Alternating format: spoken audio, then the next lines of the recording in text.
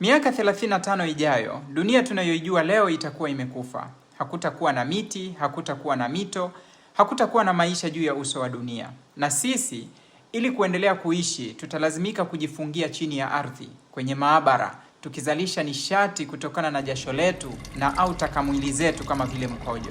Hayo siyo maneno yangu, bali ni ulimwengu wa filamu bunifu ya kisayansi ya Kenya inayoitwa Pumzi, iliyoandikwa na kuongozwa na Wanuri Kahiu mwaka 2009.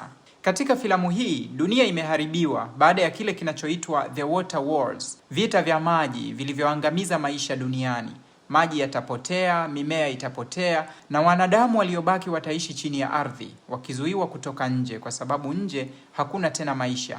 Lakini siku moja mwanamke anayeitwa Asha anaota ndoto ya ajabu kwamba nje bado kuna maisha. Anapoamka anakuta ametumiwa kitu kisichoeleweka na mtu asiyejulikana, mbegu moja tu ya maito, yaani mama wa miti. Anapowasilisha taarifa hiyo kwa viongozi, anakemewa vikali kwa sababu katika ulimwengu huu kuamini kwamba dunia inaweza kuishi tena ni tishio kwa mfumo mzima. Lakini Asha anaamua kuitorosha mbegu. Anatoka nje ya maabara na kutembea katika dunia iliyokufa. Hakuna miti, hakuna watu, hakuna maisha, lakini ni kama kuna nguvu isiyoonekana inayomvuta kuelekea mahala pa kuipanda mbegu. Hatimaye anafika, anakuta visiki vya miti iliyokauka. Anapanda ile mbegu, lakini hana maji ya kuimwagilia. Hivyo analala pembeni yake na filamu inaisha, inatuacha tukitafakari kama Asha ametoa maisha yake ili dunia ianze kuishi tena. Nilipotazama filamu hii niligundua kwamba hii siyo hadithi ya teknolojia pekee, bali ni hadithi kuhusu uhusiano kati ya binadamu, ardhi na miti. Na ndipo nikamkumbuka Ngugi wa Thiong'o. Katika riwaya yake The River Between, anasimulia kuhusu Mugumo, mti mtakatifu unaohusishwa na Gikuyu na Mumbi, baba na mama wa kwanza wa kabila la Wagikuyu.